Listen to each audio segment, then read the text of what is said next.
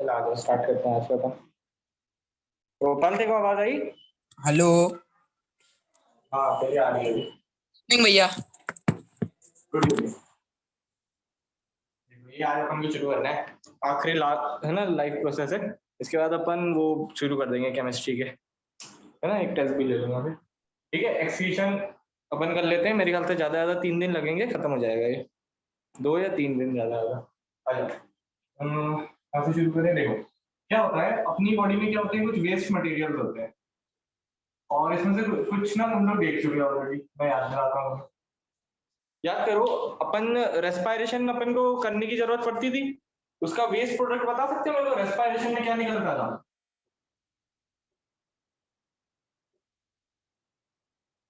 C6H12O6 और sunlight glucose को सब आया।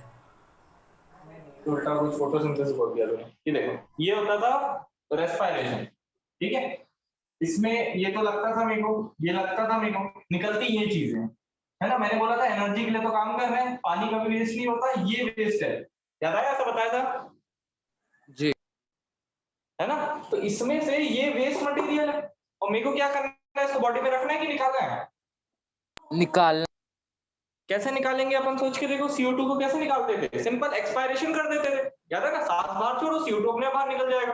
डिफ्यूजन जो है एल्वेलाई के बीच में होगा, ब्लड कैपिलरी से। CO2 ब्लड कैपिलरी में भरा हुआ है, डीऑक्सीजनेटेड ब्लड जो लेके आ रही है कैपिलरी, और जब एल्वेलाई में जाएगा, एल्वेलाई जब वो करेंगे एक्सपायरेशन तो बाहर निकल जाएगा। बताओ, ये चीज याद है ना? जी याद। ठीक है। अब इसके अलावा क्या होता है, एक दूसरी वेस्ट का भी मैं याद दिलाता हूँ पहले तुम्हें, है ना। ये रेस्पिरेशन की कहानी देखी थी अपन। एक दूसरी कहानी अपन ने देखी थी डाइजेशन में। डाइजेशन क्या मैं बोलता हूँ, न्यूट्रिशन में। न्यूट्रिशन की आखिरी प्रोसेस का नाम बता सकते हो मेरे को?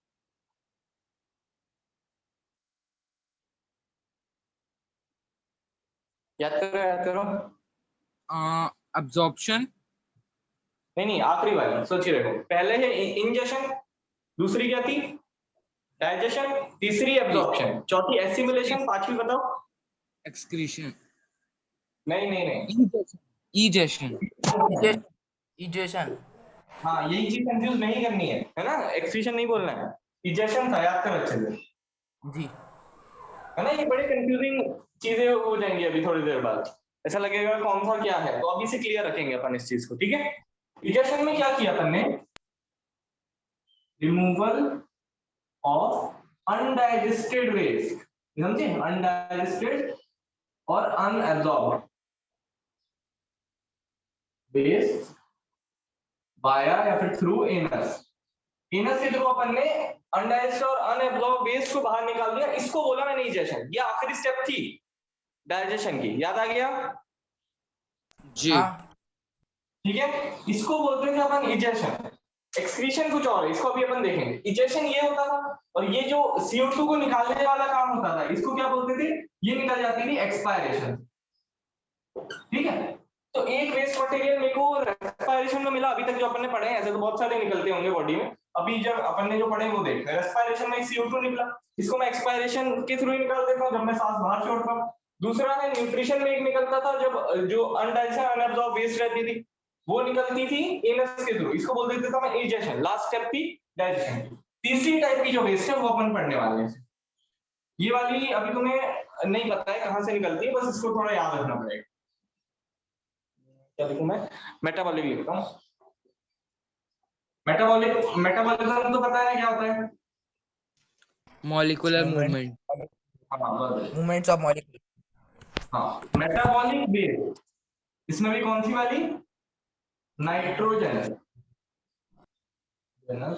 और इसमें भी अपन की बॉडी में कौन सी होती है? यूरिया। ये 3 वर्ड याद रखना। कौन से इजेशन, सॉरी एक्सक्रीशन में क्या होता है? मेटाबॉलिक वेस्ट निकलती है। कौन सी metabolic waste? Nitrogenous metabolic waste. उसका नाम क्या है? यूरिया। बताओ, समझ में आया? अब ये कहीं हाँ। बनता होगा, किसी प्रोसेस में बनता होगा यूरिया, जो कि वेस्ट रहता है। अब ये प्रोसेस अपन को नहीं पता। देखो, ये प्रोसेस पता थी, पता है अपन को CO2 एक्सपायरेशन से निकल जाता है। इजेशन पता था अपन को, अंडा से। ये वाली प्रोसेस नहीं पता, है ना। तो इसमें जो है यूरिया बस वेस्ट निकलता है, इतना पता होना चाहिए। यूरिया करके एक वेस्ट होता है, क्या है वो? एक नाइट्रोजनस मेटाबॉलिक वेस्ट है। नाइट्रोजनस मेटाबॉलिक यानी क्या, किसी कुछ टाइप की रिएक्शन हुई बॉडी के अंदर, मेटाबॉलिज्म उसको बोलते हैं, मूवमेंट हुआ मॉलिक्यूल्स का, कुछ रिएक्शन हुई बॉडी के अंदर, मेटाबॉलिज्म हुआ, कोई कुछ मेटाबॉलिक रिएक्शन हुई, उसमें कोई नाइट्रोजनस यानी नाइट्रोजन कंटेन है, ये चीज नाइट्रोजन याद है ना, उसमें पढ़ा होगा अपन ने पीरियोडिक टेबल में, याद है ऐसा नपस सब भी करके, याद है 15 ग्रुप था।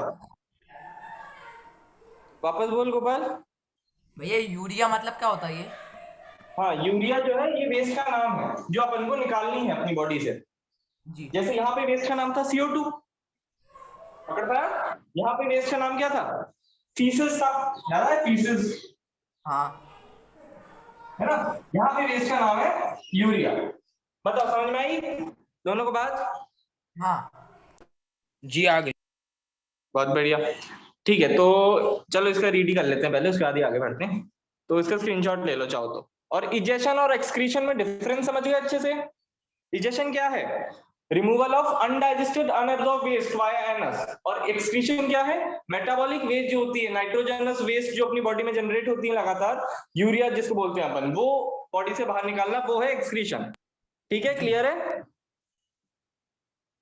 जी क्लियर। एक काम करो, हाँ जो वो है तुम्हारी बुक होगी उसके नीचे एक छोटी सी स्टेटमेंट लिख लो पेंसिल से, आराम से 1 मार्क का क्वेश्चन आ सकता है इस पे। जी बोलूं? जी हाँ बोलिए। हाँ, इजेशन है ना, ये वाला egestion, EGESTION, egestion is the removal of हाँ अनडाइजेस्टेड एंड अनअब्सॉर्ब्ड वेस्ट। वही चीज बोल रहा हूँ जो लिखी है ना, egestion is the removal of undigested and unabsorbed waste. इसके ब्रैकेट में लिख लो फीसिस, इन वेस्ट को फीसिस बोलते हैं, via anus or through anus. इतना लिखा? जी लिख ली। हाँ, वेयर एज, इसके आगे लिखो वेयर एज excretion जी। is whereas excretion is the removal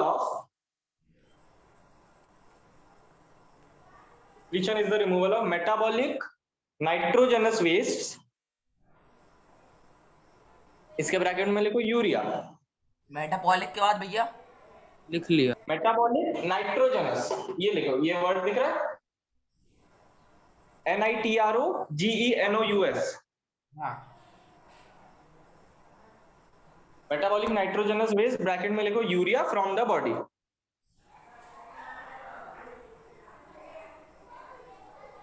चलो स्क्रीनशॉट भी ले लिया था, मिटा दूं? हाँ जी मिटा। बहुत बढ़िया, ठीक है। अभी से अपन को डिफरेंस क्लियर हो गया प्लीज। ठीक है, बुक भी खोल लो तुम लोग, 110 नहीं सॉरी 110 पेज नंबर पे आ जाओ।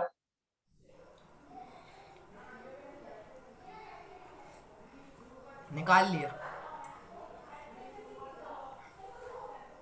इसका मैं शुरू से पढ़ने वाला हूँ अभी, जो अपने पढ़ा पहले पैराग्राफ में हमने ऐसा इंट्रोडक्शन दिया। अच्छा, we have already discussed how organisms get rid of gaseous waste generated during photosynthesis और respiration। photosynthesis वाला भी याद करो, प्लांट्स की भी बात कर रहे हैं। photosynthesis में कैसे निकालते थे CO2? स्ट्रोमेटा खुलता था, CO2 अंदर, CO2 बोल रहा हूँ, ऑक्सीजन निकलती थी photosynthesis में। तो ऑक्सीजन अंदर भर जाती थी बहुत सारी, फोटोसिंथेसिस चल रहा है लगातार, तो ऑक्सीजन भरी हुई है, स्ट्रोमेटा खुलेगा तो ऑक्सीजन अपने आप कंसंट्रेशन अपने ग्रेडियंट के हिसाब से डिफ्यूजन से बाहर निकल जाएगी। याद है ना ये चीज? ऐसा कुछ भी याद आ रहा होगा कि दिन के टाइम मेजरली क्या होता था, ऑक्सीजन निकलती थी, क्योंकि दिन के टाइम फोटोसिंथेसिस बहुत हो रहा है, रात के टाइम ऑक्सीजन लेता था मेजरली, CO2 छोड़ता था प्लांट। याद आ गया? ठीक है। तो other metabolic activities generate nitrogenous materials. इसका एग्जांपल होता है यूरिया जो अपनी बॉडी में होता है, which need to be removed. The biological process, इसको अंडरलाइन कर लो, ये जो लाइन है एक्सक्रीशन की डेफिनेशन है ये। द बायोलॉजिकल प्रोसेस, मिल गई दोनों को? हाँ the biological process involved in the removal of these harmful metabolic waste from the body is called excretion. Egestion क्या था? फीसिस को रिमूव कर रहे हैं अपन एनस से, जो कि अनअब्सॉर्ब्ड अनडाइजेस्टेड वेस्ट है। ठीक है, different organisms use varied strategies to do this, है ना, किस तरह से करते हैं, अलग ऑर्गेनिज्म का अलग तरीका होता है। जैसे अब है ना, ये डिस्कस करने की भी जरूरत नहीं है, तो समझ रहे होगे तुम। जैसे यूनिसेलुलर में क्या होता था कि वेस्ट जो है अपने आप ही डिफ्यूजन से बाहर चली जाती थी। जैसे रेस्पिरेशन करता था ना, उसमें भी ट्रांसपोर्ट सिस्टम की जरूरत नहीं होती थी, तो वेस्ट अंदर बहुत सारी है, बाहर कम है, तो अपने आप ही डिफ्यूजन के थ्रू बाहर चली जाएगी वेस्ट। अपन में सिस्टम डेवलप हो चुके हैं, तो अपने पास एक पूरा एक्सक्रीटरी सिस्टम होता है इस काम के लिए। समझ गए ना? जी जी वही लिखा है। Many unicellular organisms remove these waste by simple diffusion from the body surface into the surrounding water. As we have seen in other processes, complex multicellular organisms use specialized organ to perform the same function. वही चीज बोल रहे हैं वापस से कि हर life process के लिए अपने पास कॉम्प्लेक्स चीज थी, कोई कॉम्प्लेक्स सिस्टम है अपने पास पूरा पूरा, यूनिसेलुलर वाला ऐसे ही कर लेता था उस काम को। ठीक है, अब अपन शुरू करते हैं एक्सक्रीशन इन ह्यूमन बीइंग से। ठीक है, तो पहले तो पार्ट्स क्या होते हैं।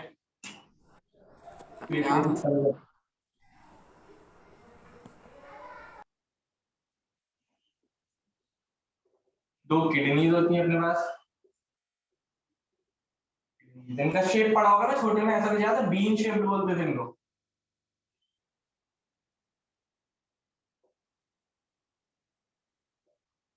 याद आ रहा है कुछ? छोटे में कभी तो पढ़ा होगा, बीन शेप बोलते थे, बीन शेप किडनीज। पढ़ा है। हाँ, बीन मतलब बेसिकली राजमा की बात हो रही है। देखो किडनी को ध्यान से, राजमा जैसे नहीं लग रही जी है ना, इसलिए बीन शेप बोलते हैं उसको। दो यूरेटर्स हैं, क्या क्या होती है चीजें देखते हैं। एक यूरिनरी ब्लैडर है, यूरेथ्रा। हाँ आखिरी है एक यूरेथ्रा।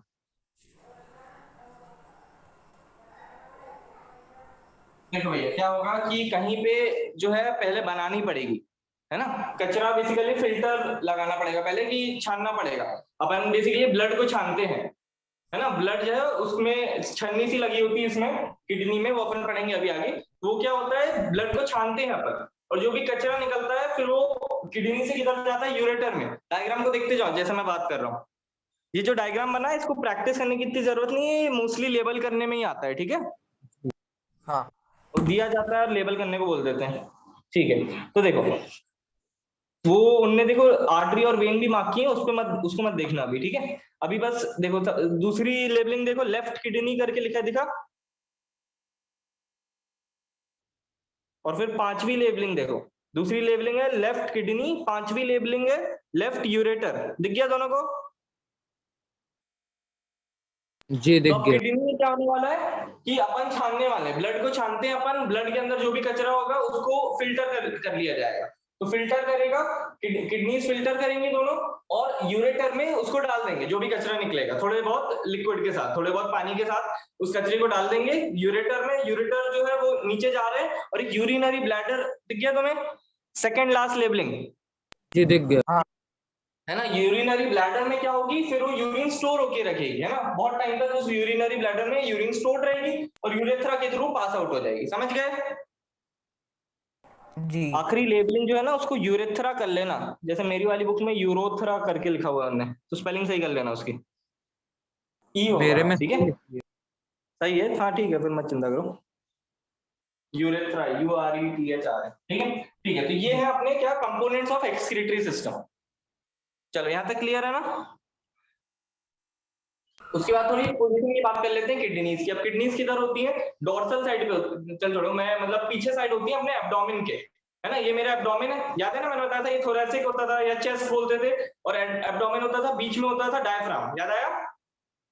जी तो डायफ्राम जो है वो बेसिकली चेस्ट और एब्डोमेन को सेपरेट कर देता है। तो एब्डोमेन में होती है किडनीज, ठीक है, एब्डोमेन में भी किधर, पीछे साइड होती है। तो किडनीज जो है एब्डोमेन में होंगी, पहली बात ये याद रखनी है। दूसरी चीज, ये इंपॉर्टेंट चीज मैंने पहले भी याद दिलाई थी, कि जो राइट किडनी होती है वो लेफ्ट से थोड़ी सी नीचे होती है। अब तुम डायग्राम में भी ये बात देख पा रहे हो, जी जी है ना, दिख रही है ना? डायग्राम में भी ध्यान से देखो, राइट वाली किडनी जो है क्यों नीचे होती है, बता सकते हो?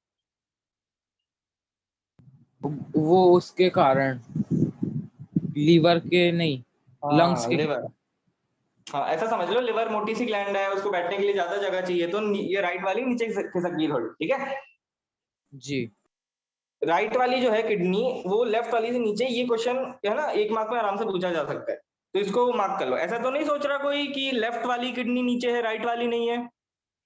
ये समझ नहीं में आ नहीं। रहा है ना?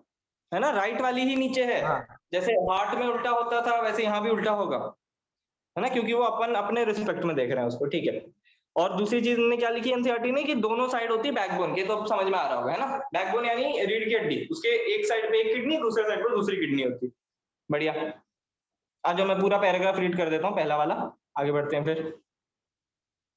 एक्सक्रीशन इन ह्यूमन बींग्स पे आ जाओ, है ना। जी 110 पे, ठीक है। मैं शुरू कर रहा हूँ रीड करना। The excretory system of human beings, figure 6.13, include the pair of kidneys, है ना, a pair of ureter, one urine, है ना, urinary bladder and a urethra. ये चार चीजें होती है, ठीक है। उसके बाद क्या लिखा है, kidneys are located in the abdomen, one on either side of the backbone. Urine produced in the kidneys passes through the ureters into the urinary bladder where it is stored until it is released through urethra. बताओ, कोई doubt तो नहीं है? नहीं बढ़िया, नहीं।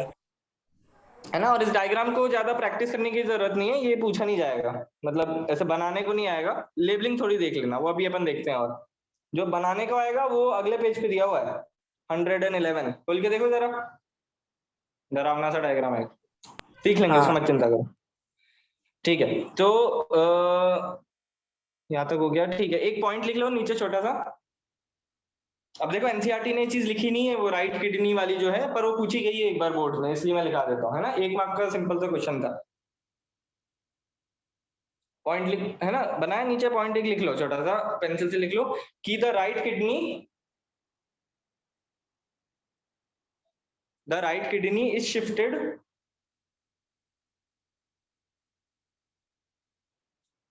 the right kidney is shifted a little below the left kidney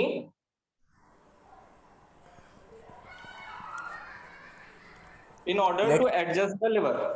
भैया little below के बाद क्या था? हाँ, little below the left kidney. The right kidney is, क्या लिखा था, located a little below the left kidney in order हाँ to adjust the liver. समझ गए? हाँ। ऐसा कुछ सीन रहेगा।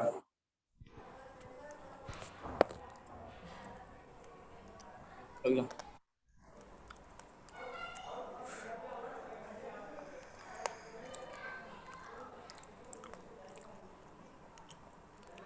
ठीक है, यहाँ पे जो है ये अपना लिवर है, याद है ना, ऐसा कुछ दिखता था लिवर, बड़ा सा ऑर्गन है, ठीक है। यहाँ पे जो है अपना स्टमक रहता था, है ना, इस तरह से कुछ अपना जो है डाइजेस्टिव सिस्टम में अपन ने देखा था। तो ये सब बैकग्राउंड में चल रहा है, इसके कारण, लिवर के कारण ये राइट वाली किडनी कौन सी नीचे आ गई थोड़ी। बताओ, समझ गया? स्क्रीनशॉट ले लो जल्दी से।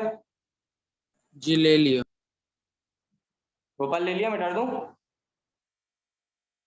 हाँ ले लिया।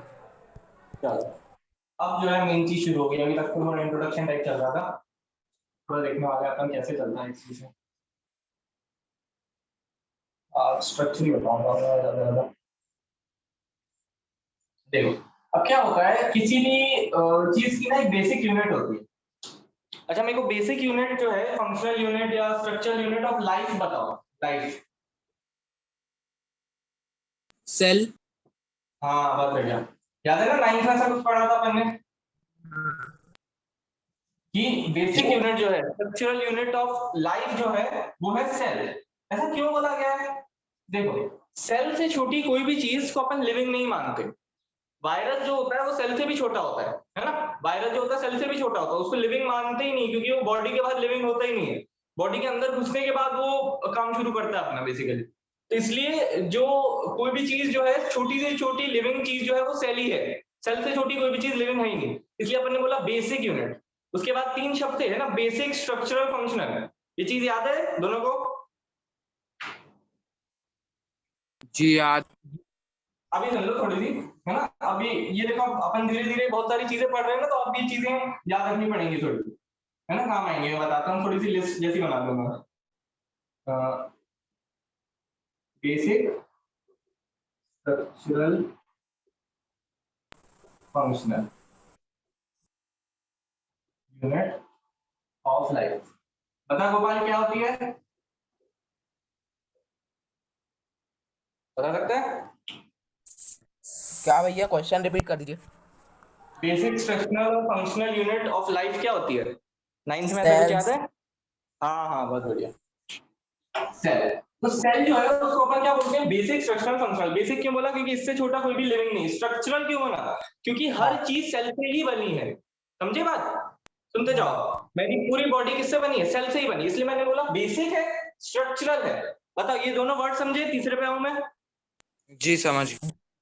तीसरा सुनना, ये वाला इंपॉर्टेंट है ना, अब ये यूज होने वाला है अपन को इसमें।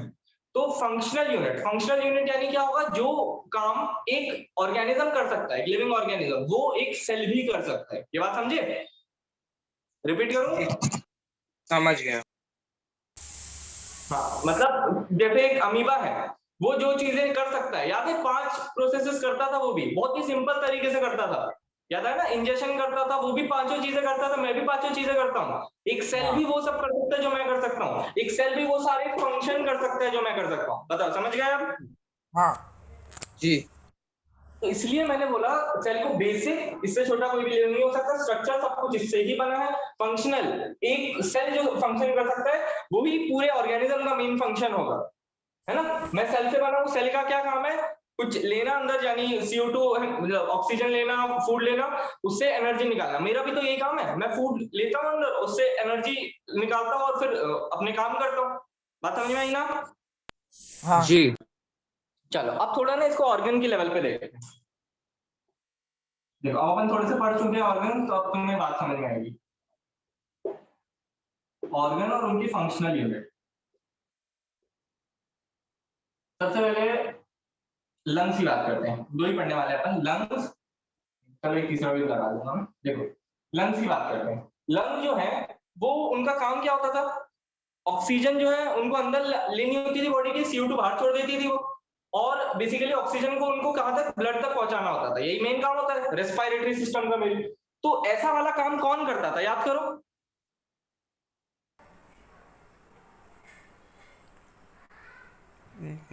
याद आया?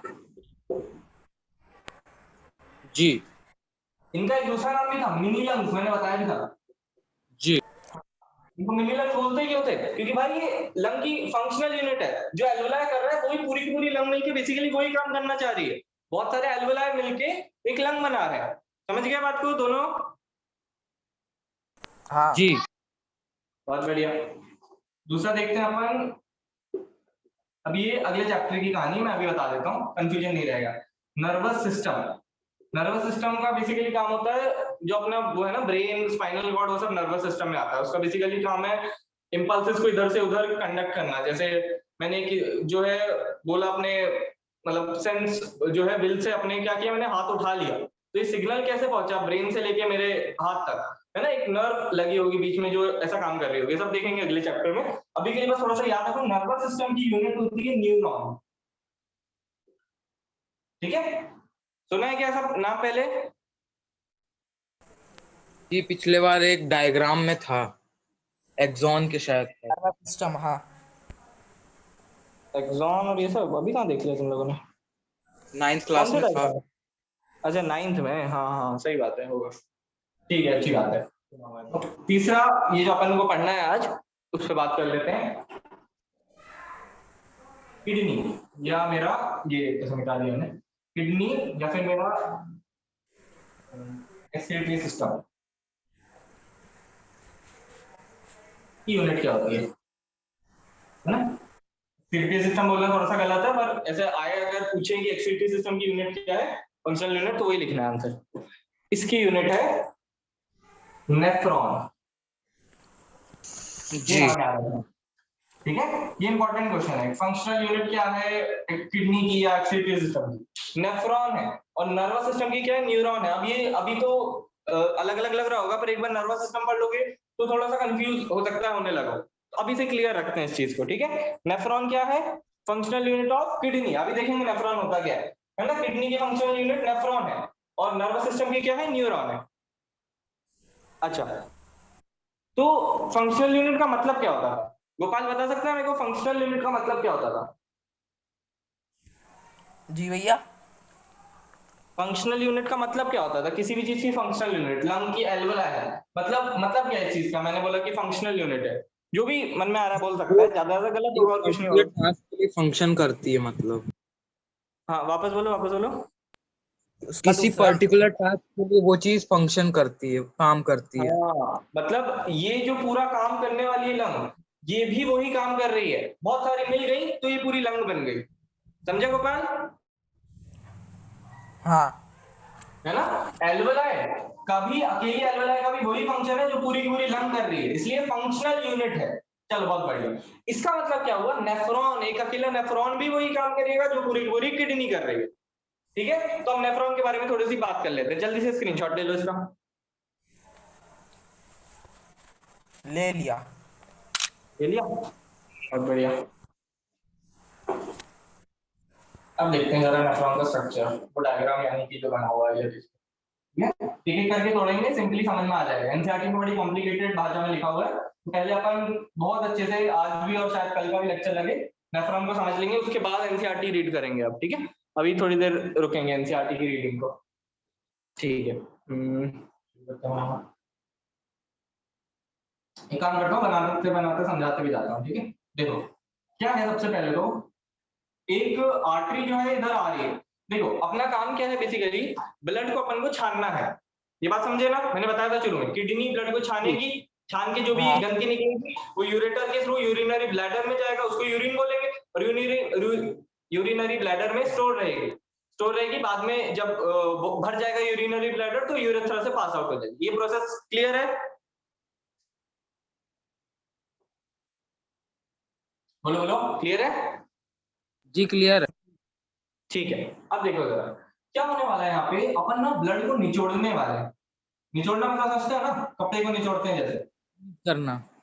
हाँ हाँ, तो निचोड़ने वाले हैं अपन ब्लड को बेसिकली। तो यहाँ पे क्या होने वाला है, एक बड़ा इंपॉर्टेंट वर्ड है समझना, टफ्ट ऑफ कैपिलरीज। कैपिलरी तो पता है अपन को क्या होता है, कैपिलरी का गुच्छा बन गया है यहाँ पे, उसको बोलते हैं टफ्ट ऑफ कैपिलरीज। समझे बात को? जी यहाँ पे क्या हो रहा है, एक कैपिलरी आ रही ऊपर से, एनसीईआरटी का भी डायग्राम देख सकते हो और क्लैरिटी के लिए। देखो एनसीईआरटी का डायग्राम में देखोगे नेफ्रॉन वाला 111 पेज नंबर पे पहला डायग्राम जो है ऊपर साइड देखा, जी देख। तो उसमें दिख रही है तुम्हें ब्रांच ऑफ रीनल आर्टरी लिखा हुआ है सबसे लेफ्ट में। देखो गोपाल देखो भी मिला ना, हाँ ब्रांच ऑफ रीनल आर्टरी लिखा हुआ है और उसके नीचे हाँ लिखा है रीनल आर्टरी। ये दिख रहा है ना दोनों को? तो यहाँ हाँ पे क्या हो रहा है, यहाँ से ब्लड आ रहा है और यहाँ से ब्लड जा रहा है, पर बीच में क्या होता है, देखो एक चीज दिखाता हूँ मैं तुम्हें क्या होता है यहाँ पे। ये वाली जो आर्टरी होती है ना ऊपर वाली, जो ब्लड लेके आ रही है और ये लेके जा रही है। अच्छा एक बात और क्लियर रखना कि ये दोनों ना आर्टरीज ही हैं। देखो ये भी आर्टरी है, ये भी आर्टरी है। बच्चे कंफ्यूज हो जाते हैं कि ये आर्टरी है और ये वेन बन गई। नहीं नहीं, ये वेन नहीं बनी। अपन यहाँ पे ऐसा कुछ नहीं कर रहे कि डी का वो कर रहे हैं अपन, डीऑक्सीजनेशन इसका। अपन ने ऑक्सीजन नहीं निकाली, अपन वेस्ट निकाल रहे हैं। डिफरेंस समझे? जी अपन देखो रिपीट करता हूँ, अपन क्या कर रहे हैं, ब्लड से अपन को क्या करना है, गंदगी निकालनी है। अपन को मतलब ही नहीं है आर्टरी या वेन है। अपन ऑक्सीजन और CO2 वाला काम कर ही नहीं रहा है यहाँ पे। अपन तो नाइट्रोजनस वेस्ट से मतलब है अपन को। आर्टरी तो वेन दो आप, तो हम निचोड़ेंगे उसको और नाइट्रोजनस वेस्ट निकाल लेंगे उससे। बात क्लियर हुई? जी क्लियर। ठीक है, तो देखो यहाँ पे क्या किया अपन ने, ये आर्टरी आई है और ये आर्टरी गई है। अब देखो ये जो पहली आर्टरी है क्या नाम होता है, एफरेंट आर्टीरियोल। अच्छा आर्टीरियोल क्या होता था, बता सकता है कोई मेरे को?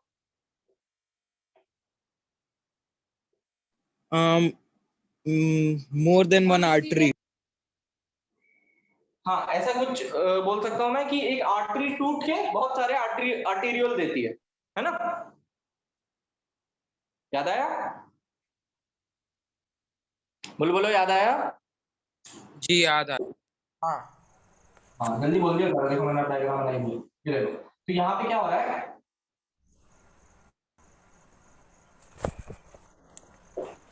ये क्या है, एक आर्टरी है, ये किस में टूट गई, आर्टीरियोल में टूट गई। अब ये आर्टीरियोल क्या कर रहा है, ये भी आर्टीरियोल है ना, 2 आर्टीरियोल्स में टूट गई। अभी आर्टीरियोल क्या कर रहा है, आगे जाके सेल को ब्लड दे रहा है, सेल के लेवल पे ब्लड दे रहा है, इसको क्या बोलते थे, कैपिलरी बोलते थे, याद आया ना। जी सेल ब्लड निकाल लेंगे, है ना, सेल मतलब ऑक्सीजन ले लेंगे ब्लड से, और क्या बना देंगे उसके बाद, वेन्यूल बनाएंगे, वेन्यूल, वेन नहीं बनेगी, वेन्यूल बनेगा, और 2 वेन्यूल जब मिलेंगे तो बन जाएगी वेन। ये चीज याद आई? हाँ हाँ, चाहो तो स्क्रीनशॉट ले लो, पहले आगे का बनाता हूँ मैं। हाँ ले लिया। ले लिया, डिवाइड हो जाएगा, ठीक है। तो अब आर्टीरियल ये होता था, है ना, आर्टरी टूट के आर्टीरियल देती थी, तो आर्टीरियल यानी एक बहुत ही पतली सी आर्टरी आई है यहाँ पे, कैपिलरी नहीं आई है ना, एफरेंट आर्टीरियल आया है, यहाँ पे जाके वो बन गई है कैपिलरी, उसकी वॉल एकदम थिन हो गई है। क्यों हो गई है थिन? भाई अपन को कुछ उससे निचोड़ना है, बात समझ रहे हो, कुछ निकलने वाला है उससे, तो उसकी वॉल को अपन को थिन से थिन करना पड़ेगा। ये बात पकड़ में आई? हाँ है ना, याद करो, एनसीईआरटी ने भी ये चीज लिखी है कि एल्वेलाई में क्या होता था, अपन को उससे एक्सचेंज करना होता था, एल्वेलाई जो है उसको क्या करना होता था, ऑक्सीजन डालनी होती थी इसके अंदर, है ना, जी। उसको लेके आना, इसको डालना है, इसमें से CO2 निकालनी है, तो ये देखो यहाँ पे एक्सचेंज हो रहा है ना, तो मैं क्या चाहूंगा, ये जो बीच की दीवार है पतली से पतली हो,